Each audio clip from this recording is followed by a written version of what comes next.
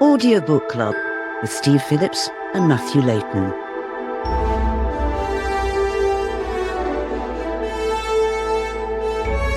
On this episode of Audiobook Club, join us aboard His Majesty's Starship Audiobook Club. This week, we're in space!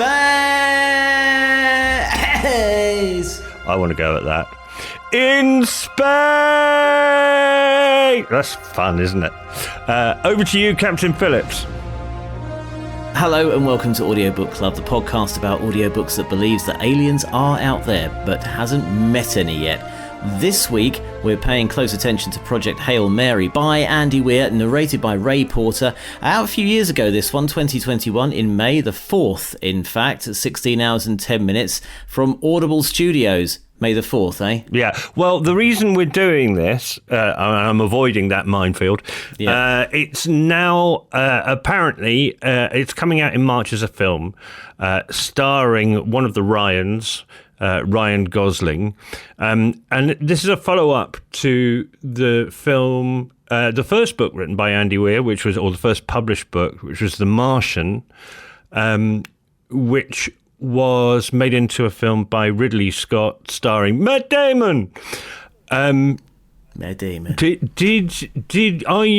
you aware of the film The Martian before you got to this, Steve, or even the book? No, I'm going completely cold, fresh from a box set of Blake 7. That's about as far as it's All gone. right, let me see if I can sell you on this. So The Martian, okay, I think, is a good place to start. I have read the book, but not seen the film. And part of the reason I have not seen the film is because the book was very long and very deliberately quite boring. Yeah. And the premise is Matt Damon gets... Matt Damon. Do you know, I know somebody who refers to Matt Damon as Matt Damon and hasn't even seen the relevant Parker and Stone film from Team America, wasn't it? Oh, yeah, Team America. Yes, yeah, what a legendary film that was. So please do go and see it. Very old now. Right, focus on the film we're doing. The two films we're doing. So Film Book Club. So basically... in the original book, The Martian, Matt Damon is on Mars, and he gets abandoned there, and he has to survive there for a certain amount of time using only broken space equipment and using his own Wii to grow vegetables. That's basically the story of it. And the book is, in a sense, grueling. I enjoyed it very much and it made a lot of sense, but I didn't go and see the film afterwards because I'd had enough. You don't want to go and see it again in short form. Even the combined forces of Ridley Scott and Matt Damon couldn't make me want to go and sit in the cinema and do that. The audiobook experience, though, was... yeah, it worked. And we've got to be careful with spoilers on this one, because our lead character wakes up from a coma and remembers nothing. So it's one of those amnesia stories where gradually we understand the context as layers are. So if you haven't read Project Hail Mary, or if you want to be surprised by the film, well, I hope you enjoyed the shortest episode of Audiobook Club you will ever listen to, because that's it for you. Go away. Oh, well, 4 minutes in. Good night, everybody. But yeah, I because I don't want to ruin it. I really enjoyed this particular book because the way it starts off really small. He's in a bed. And then he wakes up, and look, no spoilers. If unless you've been living under a rock, you know that the Ryan Gosling film is happening in space, but it's quite different in some ways and quite similar in other. I think my overall conclusion, having watched this, is as much as I didn't want to go and see The Martian, having read The Martian. and not because I thought it would be a bad film, but because I'd had enough.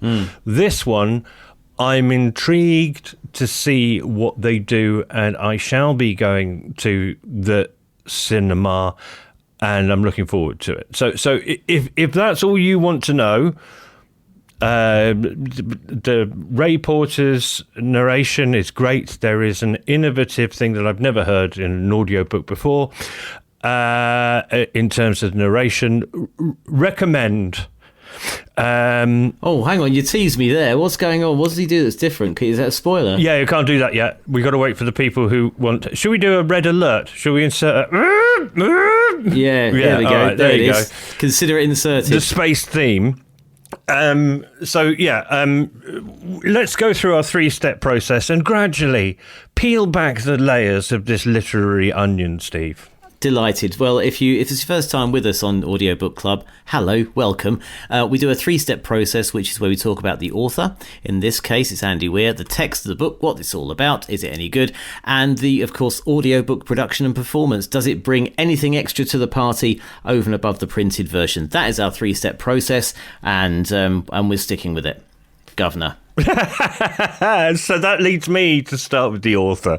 The author is Andy Weir. He was born on the 16th of June 1972.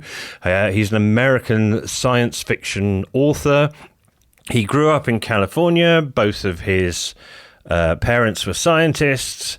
He then went on to have a patchy career working as a computer programmer and engineer for various software companies. At one point, he got sacked from World of Warcraft for not working hard enough. There's more on that on the internet if you're interested. We're not. His 2011 novel, The Martian, was adapted into the 2015 film of the same name, directed by Ridley Scott. And his latest book, What We Are Reading Now, the Project Hail Mary, has also been adapted into a film, and that's coming out on the 20th of March 2026. I liked the guy. I like what comes through of the author. Unashamedly geeky, lovely sense of humour. I think are you familiar with Neil deGrasse Tyson, Steve? Yes, I see him a lot on YouTube. He's always done the US talk shows, and he's got a big bromance with William Shatner at the moment. I don't know if you're aware of that. Well, I'm not aware of that, but he's an astrophysicist. And what I remember him for was when the film Titanic came out in the mid-90s, everybody else was watching and talking about how many people can you get on a door. But Neil deGrasse Tyson's response was, that's so not the stars that would have been in the sky in April 2012 in the North Atlantic. Basically went online and on said talk shows and tore James Cameron a new one saying this is a disgrace. I can't remember if at some point one of the DVD releases got updated to an accurate sky. But it was that kind of level. And then when writing The Martian, Andy Weir basically said, I imagined I had Neil deGrasse Tyson sitting over my shoulder watching me as I recorded as I wrote all of the sciencey books as I wrote all of the sciencey bits in this book. So he's made a huge effort in that one, and I think in this one, to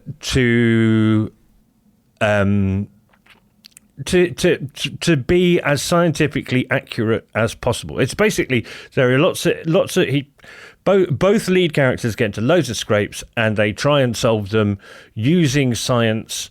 Sometimes the science is boring because it's about experiments, and some of them work and some of them don't, and they got to work out why.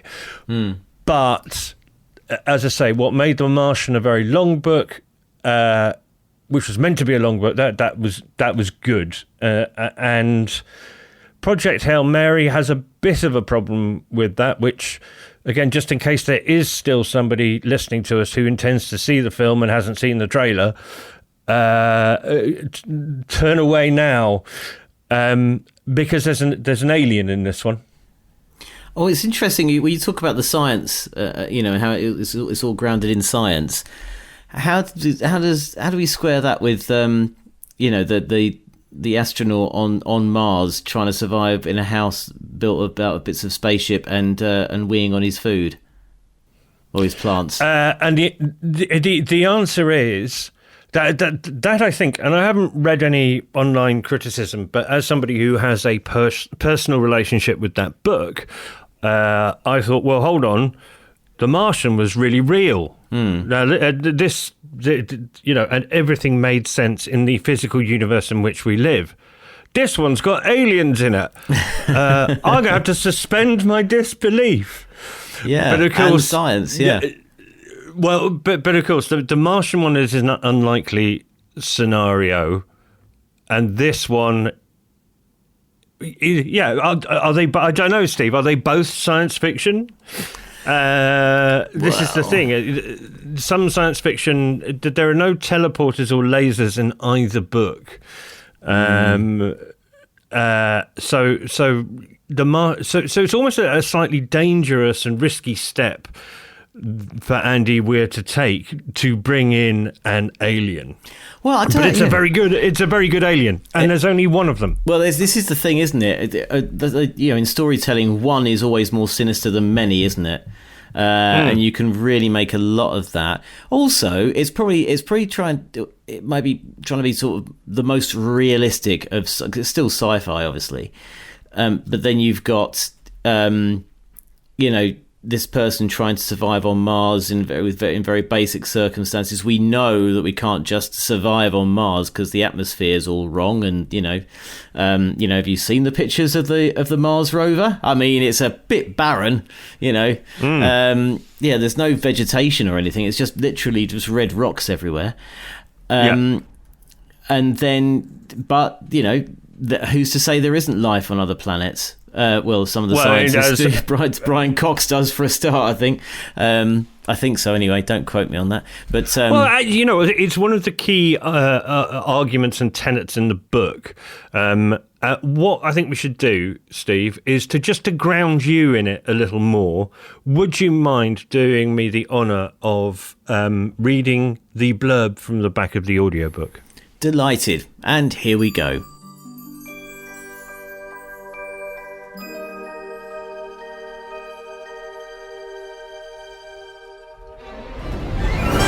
A lone astronaut must save Earth from disaster in this incredible new science-based thriller from the #1 New York Times best-selling author of The Martian. Ryland Grace is the sole survivor on a desperate last-chance mission, and if he fails, humanity and the Earth itself will perish. Except that right now, he doesn't know that. He can't even remember his own name, let alone the nature of his assignment or how to complete it. All he knows is that he's been asleep for a very, very long time, and he's just been awakened to find himself millions of miles from home, with nothing but 2 corpses for company. His crewmate's dead, his memories fuzzily returning. He realises that an impossible task now confronts him. Alone on this tiny ship that's been cobbled together by every government and space agency on the planet and hurled into the depths of space, it's up to him to conquer an extinction-level threat to our species. And thanks to an unexpected ally, he might just have a chance. Part scientific mystery, part dazzling interstellar story journey, Project Hail Mary is the tale of discovery, speculation and survival to rival The Martian, while taking us to places it never dreamed of going before. I inserted the word and before. It sounded a little bit Star Trek at the end there. Yes. So you could actually, the blurb on the back has done a great job there. The reason, so again, let's play the spoiler alert thing. Really do walk away if you want to enjoy either the book or the film.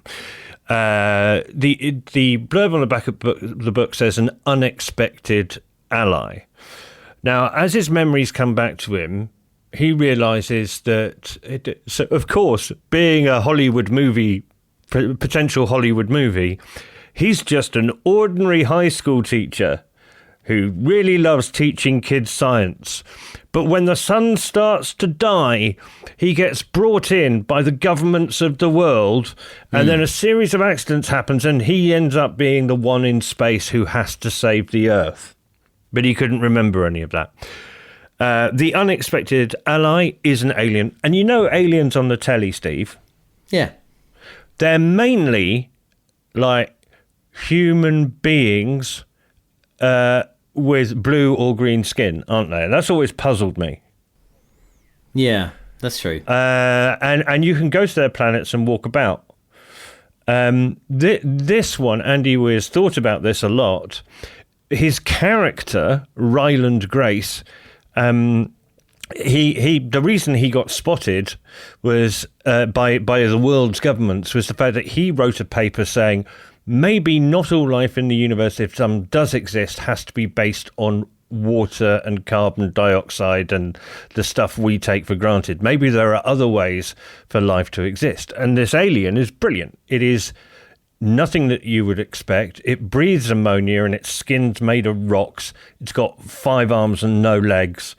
And it's all about how do they interact with each other? How do they work together? How do they communicate? So it's great. But you now can't read the book because to get to that point actually takes 5 hours. The first 5 hours have no alien encounters whatsoever at all. You get 5 hours in, you get to that, and then there is a further 11 hours of science problem solving and a bit of plot. But the experience of the first 5 hours and the payoff of that, if you haven't read the blurb on the back of the book or seen the film trailer, I really felt I'd earned it. And actually, this is the second time I've read this book. I read it back in 2021. We didn't review it because I think we'd possibly done too much science fiction at the time, but it was really, really good. And I wanted to revisit it. And I've actually listened to it again this week and enjoyed even more the gradual reveal. It does sound really good, this one, doesn't it? Yeah, well, yeah, but I've ruined it for you. Go and see the film. I don't think that's okay. I don't think the book is for you now. But certainly, yeah. I would recommend heartily you going and seeing the film, having had this conversation, because I've ruined the book for you now. Yeah. Sorry, mate. Oh, no, not at all. No. I'm loving this episode because I didn't have you down as a sci-fi fan. What is your relationship with sci-fi? Well, sit on the couch and tell us about it. You have the com. I don't like to talk about it, but I'm a secret Star Trek fan. You know that thing I have about... No! How long have I known you? 26 years. 26 years, as old as the century. You've kept that. Really? Have I never told you that? You've never known that? You've never... We're doing a podcast for 5 years together. We're on an episode... Yeah. I think this is episode 77. Yeah, around there. Yeah. I have that... I've never had a hint. I haven't heard you once say, Khan, or anything like that at all. Nothing. Not a whisper. No mention of the Kobayashi Maru test or Project Genesis. Nothing. Wow. It's all from Star Trek 2, all this, by the way. I think that's the last one you saw, isn't it? Tribbles. There we go. But it's got Ricardo Montalban in it. I love Ricardo Montalban. What a legend. He was in Dynasty as well. Sabella and Lord. Cracking. What a cracking actor. Hold on, was he in Dynasty or the Colbys? The Colbys, that was it. Dynasty 2. Oh my god. Oh, now we're going right into a rabbit hole here. Emma Samms. Emma Samms. Yeah. Teenage Stirrings. Maxwell Caulfield. Grease 2. Yeah, Grease 2. Isn't it? We sound like Ron Manager here. This is another 90s pop culture reference. This is not going very well. So yes, I do. I have a thing where I think that, as you know, I go, the German language, dogs, and PCs are for boys, and that cats, French, And Apple products, I don't understand any of them. They're for the mysterious mind of women. And yes, I think I have the same thing. Star Trek feels right for me. It's logical and goes in a certain order. Actually, to coin a phrase there, I like the tolerancy bits of it. But I don't tell anyone. Well, I do it at home. Unlike you, I am an enthusiast, not an expert with Star Trek, and will quietly watch some on my own. I don't have anyone I watch Star Trek with. I come from that sort of line of Doctor Who fans, playground in the 80s kind of line, where you sort of kept your enthusiasm for Doctor Who well and truly buried until it all became popular. Everyone jumped on the bandwagon from 2005 onwards. But I've in this podcast, I know I've dropped it quite heavily here, and this is the first time you've dropped that in there. And good on you, mate. It's very well hidden. I would never have had that down. Yeah, yep. Wow, here's me. But the important thing here is the book has the time to explore actually what would a proper alien be like, and how would it turns out the alien is sent from his planet for the very same reason that Ryan Gosling has been sent from. Oh my God! So the character's called Ryland Grace, and it's been played by Ryan Gosling, same initials. That sounds like actually Andy Weir might have had an idea who he wanted to play the part when he wrote the book 5 years ago. Yeah. Sorry, that's a brief aside. But yeah, I really enjoyed it. The fact that the alien, insert clip here, speaks in chords, in music. I can be forgiven for not noticing. Seeing an alien kind of distracted me from the small collection of objects on the tunnel wall. All right, I say, let's see what you left me, says Rocky. My jaw drops. Yes, I'm in 0G. It still drops. And the fact that Ryland Gosling, Ryan Grace, sets up a spreadsheet with a wave analysing platform that stores each of the words and what they mean, and how they learn each other's languages. And again, this is not whip, snap, fast. You're not getting it wound up in 55 minutes. There is possibly an argument that the second 11 hours could have been a second 5 hours, but the reward you get, and again, like you, his first instinct was, alien, is it going to kill me? No, turns out the alien's an engineer, and they have a complementary set of skills. So yeah, and look, and I think we're coming to the close of this. So I'm going to say, and the narrator of The Martian, the first book, was R.C. Bray, who is my favourite audiobook narrator of all time. Don't think you knew that. Really? Either. Oh yeah. I didn't know that either. It was all Cobner Holbrook Smith and others. Well, there's reasons for that we may come to later in the year. But yeah, my favourite, I think he's a genius. R.C. Bray did the whole of did all 17 hours of The Martian.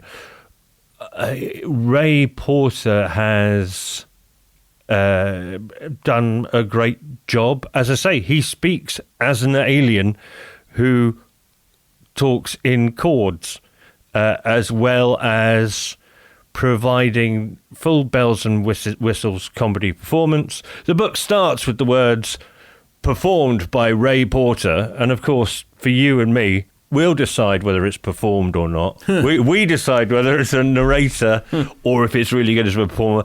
But actually, yeah, no, he performs the book really well, and if this is your thing, you shouldn't, and you haven't read it already, you shouldn't be listening to this because I've ruined it for you.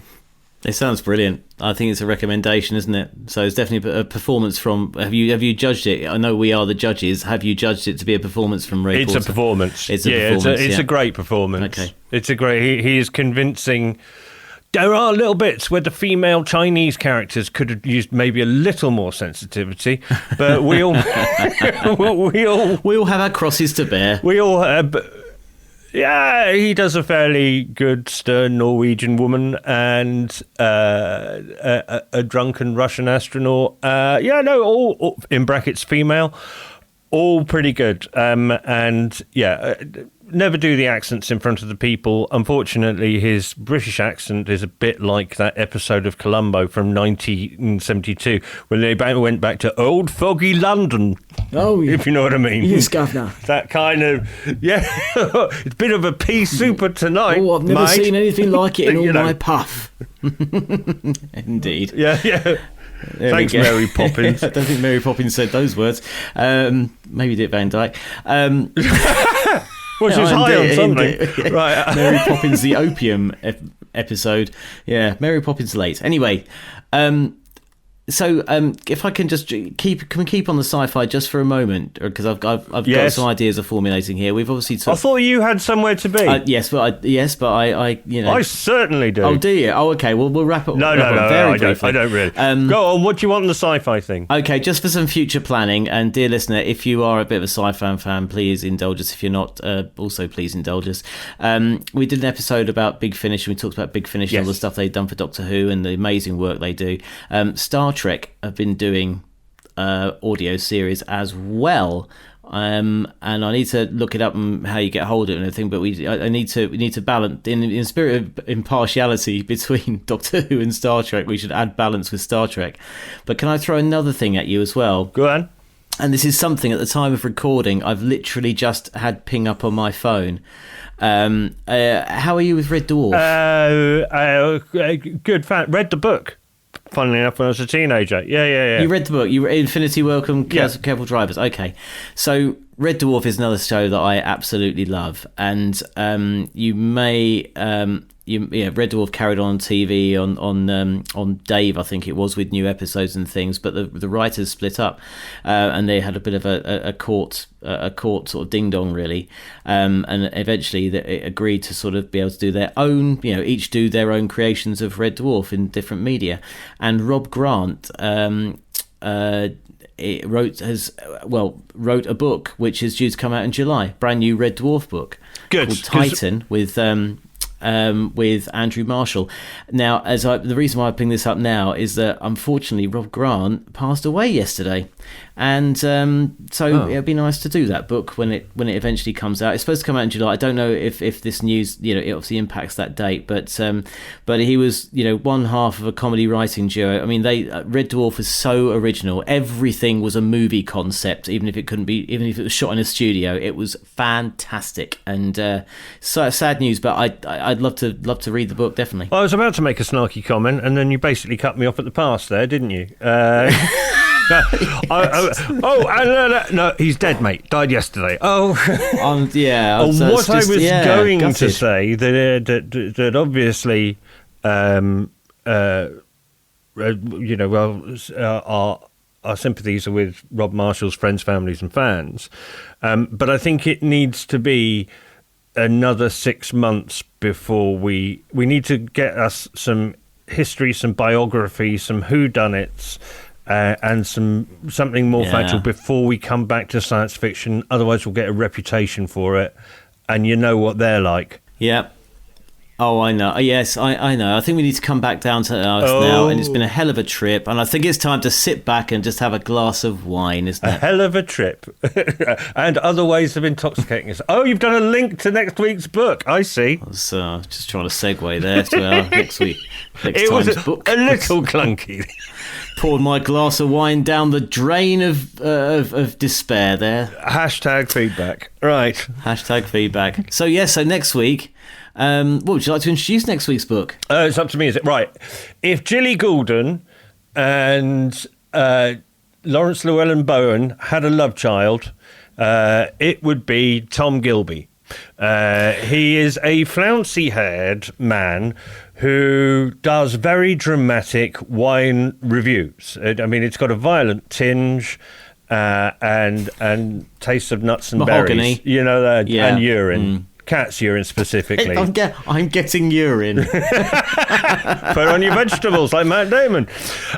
So he has produced a book. You and I have to go on a wine tasting session for reasons soon, don't we? Yes, we do. Yes, it sounds like a business trip. Yes, we're essentially doing a very sort of low budget version of the trip. We are with some people that I haven't met yet, for reasons that you haven't decided whether you want to mention on the show yet. So his book is called Thirsty: 100 Great Wines and Stories by the Wine Guy, which is his YouTube moniker. I want to know about wine. I would like to know more about wine. It sounds like you're having some wine now. I'd like to know more about wine. Portly. I was very drunk, yes. So Tom Gilbey, it's 7 hours and 41 minutes. It's on Vintage Digital, and I certainly found it with ease on Audible. But yeah, again, different things. We haven't quite done a recipe book yet. No. But I'm wondering if we can learn anything. We've got a thing where we need to know a thing about a thing. And that thing has come up as an audiobook. So I'm looking forward to learning stuff about wine. Loving your tie-in. So that is next week's book, Thirsty: 100 Great Wines and Stories by the Wine Guy, written and narrated by Tom Gilbey. It came out, yes, 2025 was last year, wasn't it? Yeah, on the button, Steve. November the 6th, 2025 is when it came out. 7 hours and 41 minutes from Vintage Digital. Available on Audible and all your favourite platforms, wherever you get your audiobooks, indeed wherever you get your podcasts. Do subscribe to us on Facebook, Instagram and Blue Sky. We're Audiobook Show. YouTube, Audiobook Club 1540, or Stella or Cronenberg 1664, but it is Audiobook Club 1540. There we go. There's our excuse to launch a mildly unsuccessful beer. Join us also on audiobookclub.net for all the episodes as well. There we go. Can I do a quick notes from the margin? It's interesting you should say, so this is Steve's brilliant name for the bit of any show we do where we don't talk about the central audiobook. You said wherever you get your podcasts. I have, I guess some would say, crossed a Rubicon. I've gone through a change, which is, as you know, I'm a big fan of the BBC Sounds app. I use it to listen to BBC podcasts. But in the last 2 months since we were last on air, without realising it, I've started listening to newscasts on YouTube. And it's kind of that thing. I'm not an early adopter, but it just feels like my habits have changed. I don't watch it. I still listen to it. I was surprised to see what Laura Kuenssberg actually looked like. You've never seen Laura Kuenssberg? No, because I can't watch the news on telly. I listen to the news, so I'd never seen. Yeah, no, and then she's enough. Got her little moustache friend who's there as well. Oh, and Paddy O'Connell at the weekends, who we love. But yes. I have now stopped listening to it in BBC Sounds, which I've been using for 15 years. Just without making any conscious decision, it's now part of my YouTube consumption. I just think that's an interesting trend. I'm late to the party, as always, and it's taken them a while to get me. But yeah, I we all know it's travelling in that direction. Will it be Netflix or terrestrial television? No, YouTube has won, but it's amazing how much it's crawled into that area of even my life. Well, everything's crossed over to everything else now, isn't it? I mean, I'm the same. I'm listening to podcasts on YouTube, but I don't quite. But only because I come across them. Do you know what I mean? So I'm just coming across these things. So I'm still doing stuff, in the kitchen or whatever, and it's still going through my phone audibly, but it's just on YouTube. So I'm not necessarily looking at the pictures. Yeah. If I'm frying something, particularly at a certain volume, so it drowns out the sound, I put the subtitles on.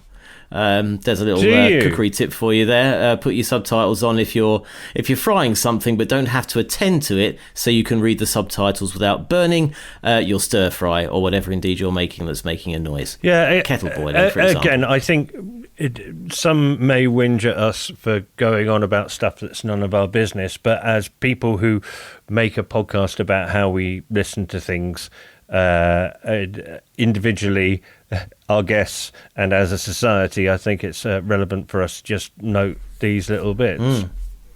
Yeah, definitely, because you've got to. It's the old adage: you've got to swim where the fish are, basically. So for all these podcast producers, audiobook producers, put your. I mean, I've had audiobooks on YouTube before. Really? I mean, I don't know how necessarily legal it's been, depending on what it is. Some people, some producers, choose to do stuff on there, choose to just upload things on there. You now get whole TV shows on YouTube now. We normally have to pay for them, or whatever. Mock the Week comes to mind. They've rebooted that on, I think it is was it TLC or something? Yeah, it's like a cable channel, and because it's on a cable channel that's really buried away, they stick it on YouTube, the whole episode. Yeah. So it's just the way things are. TV media is changing on a almost weekly basis right now, and it's really exciting. Actually, it's good. It's the consumer is winning with this. They're deciding where to go and what they want to listen to, and lots of people are. You get many more views on YouTube. Personally, late night talk shows I'm thinking of, all the late night talk shows in America, it's all YouTube views. That's how I start my mornings. Ratings. That's how I start my mornings. Is Jimmy Kimmel, Stephen Colbert. To cope with the insanity of what's going on in the States. I'm doing the same thing. How alike we are. Star Trek, Doctor Who. We've discovered after 26 years we've got things in common. This could be the start, be careful start of a beautiful relationship. Exactly, yeah. We should go out for a drink sometime. Do we have to? Anyway, we'll include the listener in this. Listener, come out for a drink with us, please. Look, you and I are saying this now. I would say, as much as we pay attention to these things, we are quite ordinary. You're a bit more techie than I am, but I remember meeting a guy at an event, and he was UK head of YouTube, and he said, "Yeah, Google. We've got the number 1 search engine in the world, and the number 2 search engine in the world, YouTube." Yeah, that's true. And that was in 2015. So, took me 11 years to notice, but that's my cutting edge statement. That's my hot take for the week. Well, it's Steve. true, isn't it? When we meet up occasionally, we go up to King's Cross and right near the YouTube building. That's where it is now. Is it? It was just a little website years ago, wasn't it, where you could only upload 10 minutes at a time or something, but here it is. Look at that. Would you look at that? It's like Dallas now. If they ever made a soap opera like Dallas, it would be Tech Bros. Have we mentioned Dallas Dynasty and the Colbys in one episode? Oh, the big 3. I think we have to go now. Okay, just one final word. Knots Landing. Falcon Crest. The Bold and the Beautiful. All My Children. General Hospital. You win. Thanks very much. We'll see you next week.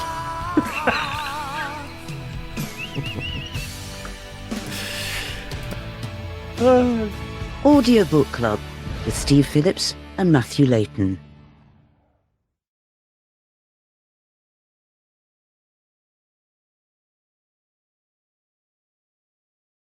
With its 2 juicy beef patties and 3 slices of melted cheese topped with tangy Big Arch sauce, the Big Arch is what happens when you start making a McDonald's burger and never stop. The Big Arch, the most McDonald's burger yet, for a limited time.